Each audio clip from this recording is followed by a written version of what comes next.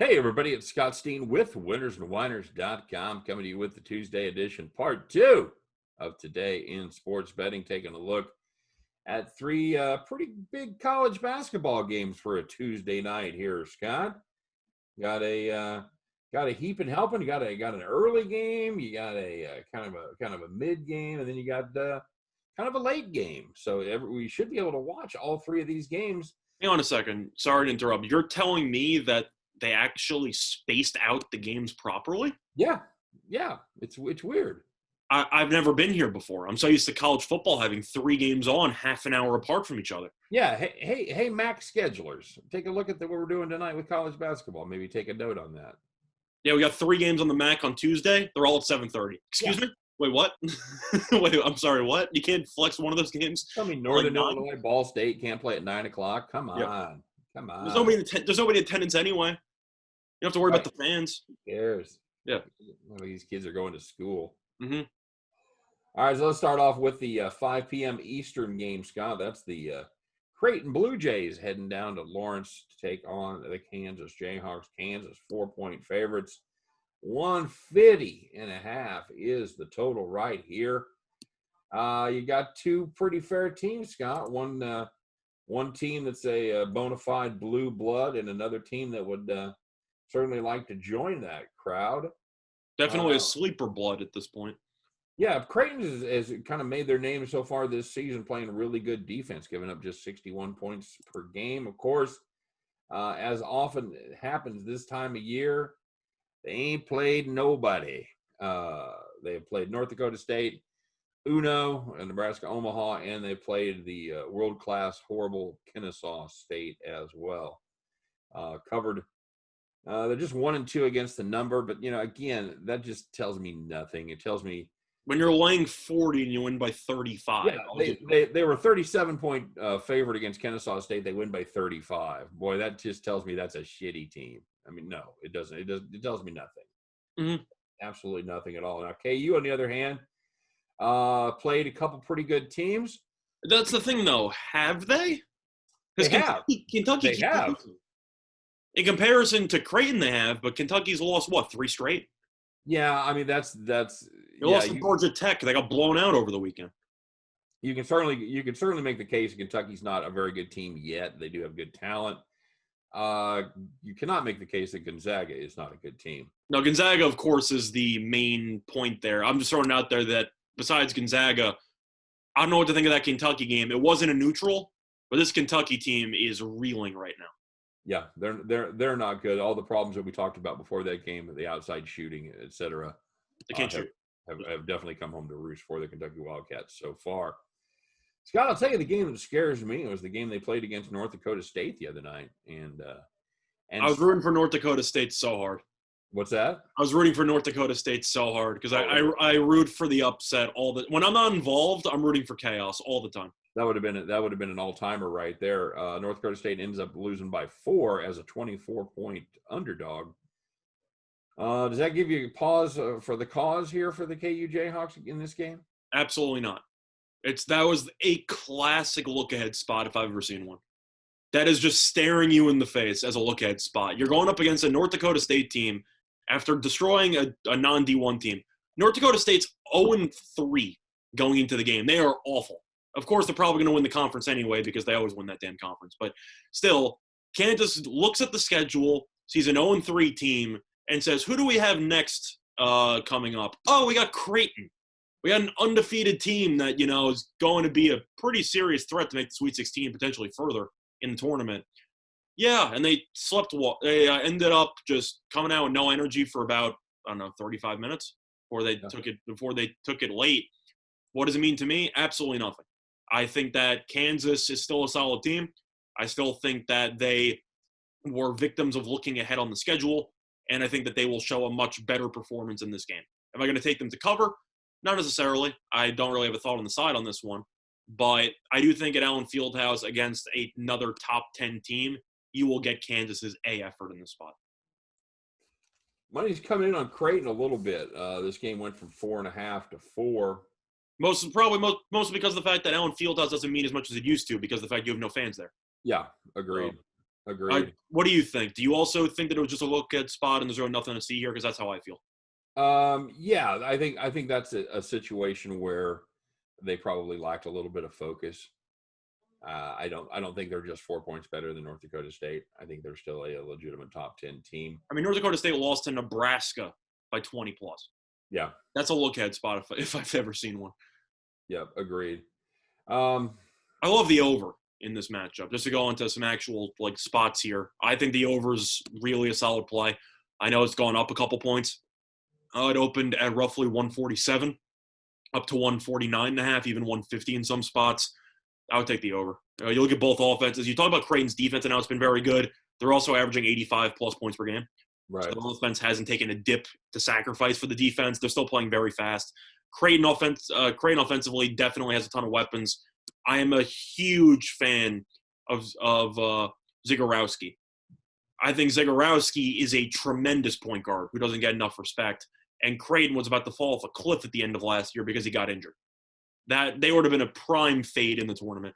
But they got him, they got Bishop, ton of weapons, very good shooting team. And Kansas, offensively, they like to play with a lot of pace. They've had a couple of low-scoring games against North Dakota State and against Kentucky. But Creighton, is going to want to go up-tempo. Kansas should reciprocate that. And I think that it's not going to be as crazy as the Gonzaga 192-point game. But I do think you should get a game where both teams potentially get into the high 70s, low 80s. So for me, I love the over in the spot. Yeah, I think anytime you get a team like Creighton that really hasn't played anybody yet, I think there's a period of adjustment where you come out and you play a real offensive powerhouse. I think it'll take them a while to get the defense calibrated to KU's pace and their talent.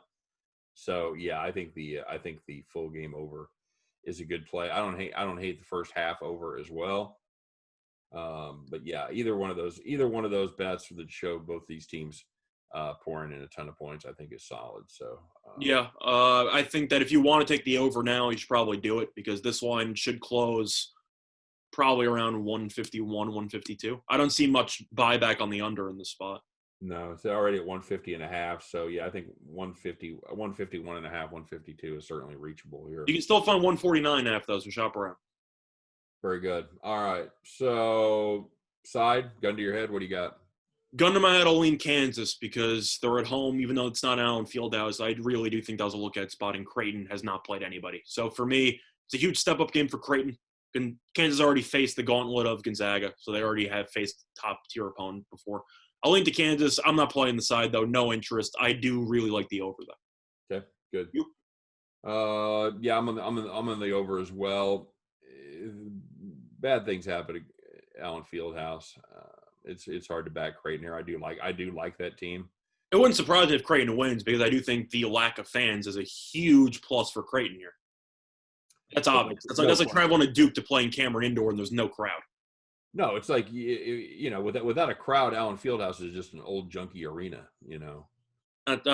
Junkie. Some people take offense to that, but fair. I don't care. They're KU Okay. fans, so That's what I'm saying. There's a little bit of bias there, a little hint, but yeah, that's still no. Okay, fair enough.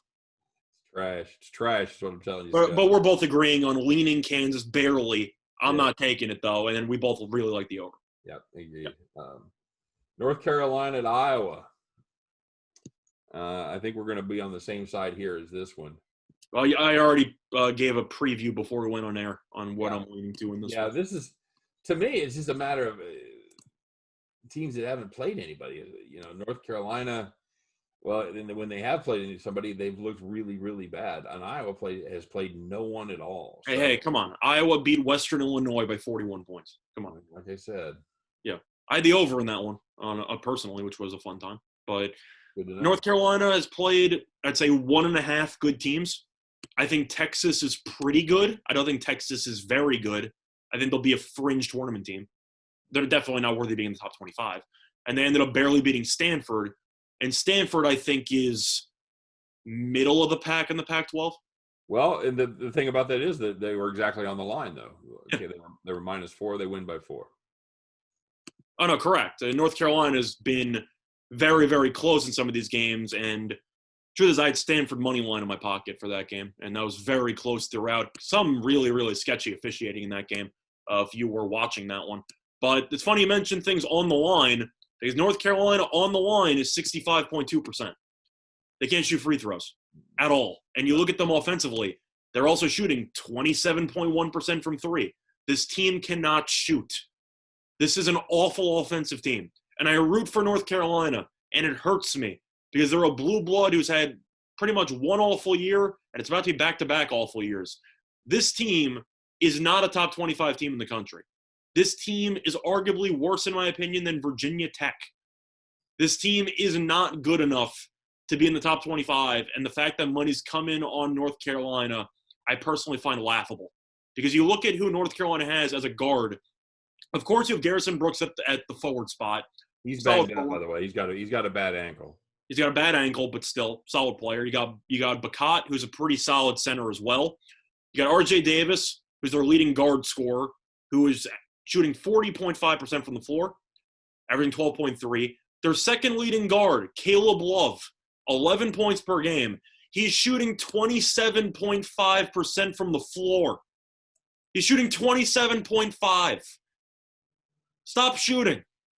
You can't shoot. Then you have a three-point specialist off the bench in Playtech who's shooting 30% from three. Nobody on this team can shoot. No. But the one thing you have to wonder is the front court. Because, of course, you have Garza, who is going to win Player of the Year. He's going to. It's just going to happen. He's averaging like 30 and 15. Right. And you got him versus two solid big men for North Carolina, potentially three if you rotate Sharp in there.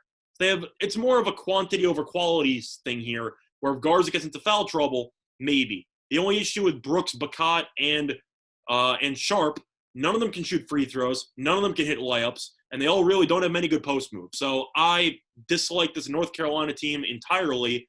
Coming from a Tar Heels fan, I said they wouldn't make the tournament last year, and people roasted me for it, and they were borderline 500. This team's not good. So I don't care what the record is. Iowa should win this game pretty easily. I'll take Iowa. Well, and that's the problem is this North Carolina team is shot just like you said 27.1% from downtown. 65% from the line. And they haven't played any. They haven't played any really, really tough schools. Now, on the flip side, they have played very good 3-point defense, allowing teams to score just 27.8% of the time from downtown. But the other problem is Iowa plays even better 3-point defense, giving up 3-pointers at a rate of under 27%. So if you watch North Carolina offensively, it's at least compared to Iowa, it's going to look like night and day. Because North Carolina offensively has to struggle every single possession and usually relies on a couple offensive rebounds to score. They are painful to watch offensively. I've got two strong plays in this one, Scott. I like Iowa to cover. I don't agree with the total move. I like the under 158.5. Yeah, I don't like the over move. I know that a lot of it's based on Iowa and North Carolina playing at somewhat fast paces. Yeah. The issue is that North Carolina, in the half court, they're practically useless. Yeah, agreed. If you watch them play, they just can't generate anything. And Iowa, I know that offensively they're very good. Defensively, they haven't played anybody, but as you said before, the 3-point defense is good. North Carolina can't shoot free throws. I think that they're going to leave a lot of points at the line. And this game should finish probably in the 150s, but I think this total is too high. But I really like the side in this one. I like Iowa. Yeah, I do too. I think this is a bargain. I think if you play this game in 3 weeks, that's an 8-point spread, maybe even 10.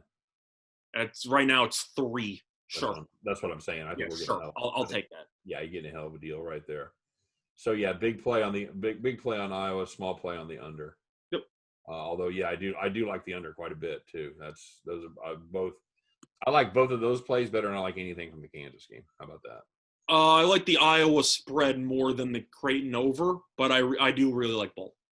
All right. Moving on to the nightcap. 9:30 Eastern sees the Illinois Fighting Illini travel to Cameron Indoor to take on the Duke Blue Devils.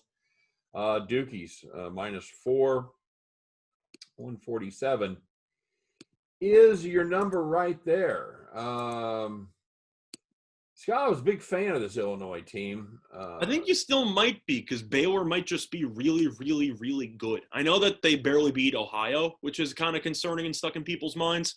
They hung with Baylor for, 30 minutes? Mm-hmm. Yeah, they played. Baylor's a hell of a team. Yeah, Baylor may be the best team in the country right now. It's certainly possible. It's a shame we didn't get to see that game on Saturday, Yeah. because then we wouldn't have to speculate who was the best team in the country right now. I mean, But I got money on Gonzaga to win the title, but I will at some point have Baylor money because that team is just such a joy to watch.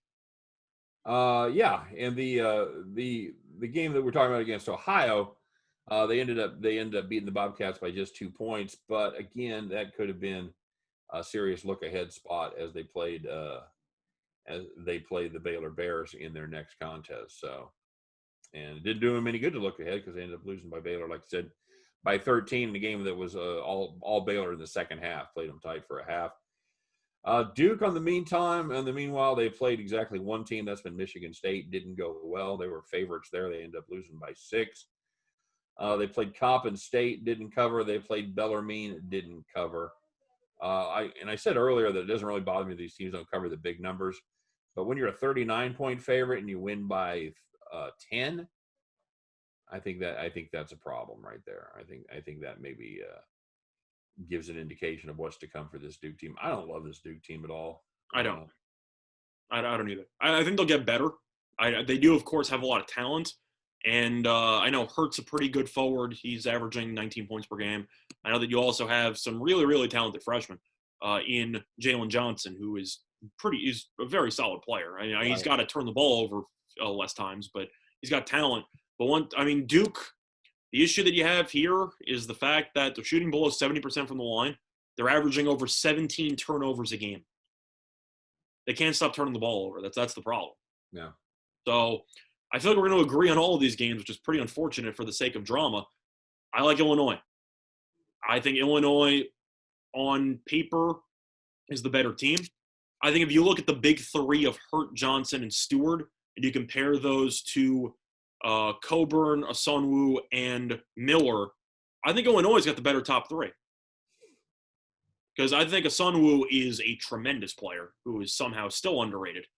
He's great. And I know he struggled against Baylor for a half or so, but he was very good in the second half. But I think that Coburn should be a handful for this Duke front line. I don't think anyone on Duke can cover Asonwu.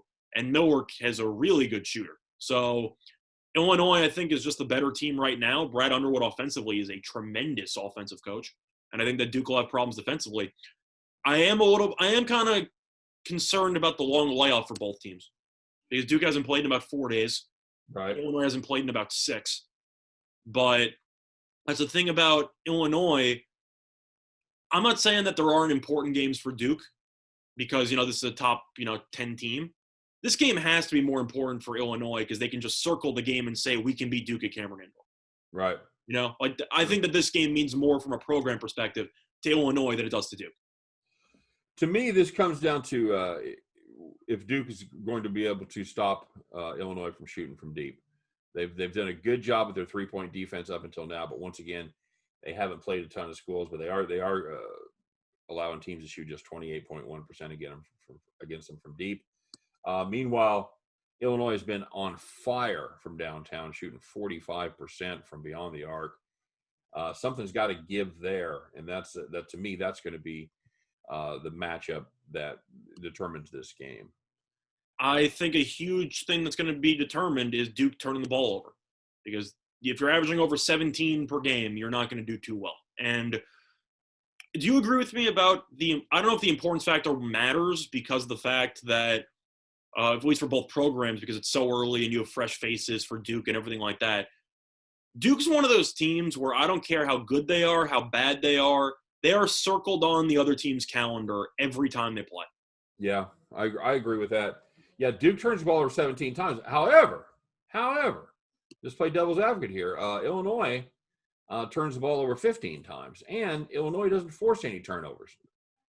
They're forcing just 7 turnovers a game, where Dookie are forcing 14 turnovers a game. So definitely true. I'm just throwing it out there that Duke, I think, has less, in my opinion, offensive firepower than Illinois has this season, which is sounds like a foreign concept, but I think it's true. Yeah. So I do think that Duke, since they are at a bit of a disadvantage, especially on the boards, I know Illinois played some joke teams, but they're averaging 7 more rebounds per game. I think Duke's going to have to find a way to maximize the amount of points they can score. And by doing that, you got to hold on to the ball. And I don't know if they can do that. So I'm going to lean to Illinois. Yeah, I think Illinois. At least getting 4. I'm going to lean to Illinois.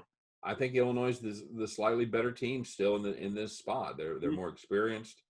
The veteran program there. Yeah, I'll take them. I'll take them plus the 4. I don't know that I would take them on the money line, although plus 160 is certainly tempting. But the big sleeper in this game off the bench for Illinois is going to be Bez Hanasvili. Guy can play. Comes off the bench, tall guy, about 6'9". Solid player off the bench. I think he's going to be a huge X factor for this team moving forward. All right, what do you got here? You got Illinois also? Yeah, I got Illinois. For the total, I got no thoughts at all. Like there's no chance of touching this total, but I personally like Illinois. Would it surprise me if Duke wins because they finally show up? They had a lot of time off to prepare. No, because they're kind of in desperation scramble mode. But I really like this Illinois team, and I know that this team will probably underachieve in the tournament because they'll go cold from 3 and they'll fall apart offensively. But for this spot with no fans in Cameron Indoor, I got to take the better team. And as of right now, that's why we both like Michigan State against Duke. We thought Michigan State was the more experienced and the better team. Mm-hmm. Same logic. I think Illinois is the better team and the more experienced. So I'll go with Illinois. All right. Yeah, I'm on Illinois as well. I'm going to lean under. I think this turns into a. I'd agree with that, but I'm not a defensive battle. Yeah. So this is probably my least favorite play of the 3 games in comparison to the Creighton over and the Iowa spread. But I do like Illinois. I wouldn't play it personally, but I would play the over in Creighton and Iowa personally. Okay. You agree with that, or? Yeah. This is probably the toughest. This is probably the toughest one to cap. I think if you want to look for maybe some money line parlay stuff, maybe a sprinkle on Illinois or something. Yeah. Just for like some extra juice on there, I think you could. Could do that. But I definitely like Iowa -3 is my favorite, and I like Creighton over as my second favorite. Okay, very good. I think. I think Iowa -3 is absolutely my favorite, and I'll go with you on the over there, better than I like. I think the side's going to be kind of touching. I think it's going to be dicey. I think it's going to come down to the wire. Yeah, I do too. I think it could be a free throw situation where Kansas is up 3, and they free throw us into a loss. I meant also in the Illinois game. I think both can come down to free throws late. Yeah. So that's my thought. That's going to be ugly if it does. That definitely is going to favor Illinois if it comes down to free throw shooting. Definitely true.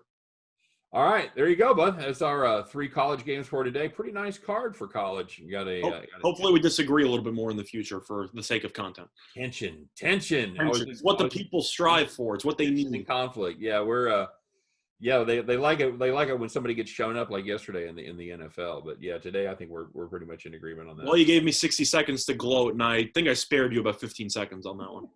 Well, don't think you got it coming for the next game either. So. Oh no, that's what I'm saying. That's why I was trying to be kind. So the next time you destroy me on a game, you'll save me like 15 seconds. That's right. It's like vacation. It's use it or lose it right now at this point. So. Yep. All right, buddy. Well, that takes care of the NCAA basketball. Nice card tonight. I know what you'll be doing. I know you're not going to be watching that football game at all. You'll be watching college basketball. So as a Cowboys fan, it's too painful for me to watch them play. Fair enough. And of course, if you're looking for more information on these games and all the rest of the games tonight, there's a full board of games tonight, including Mississippi Valley State playing, Scott.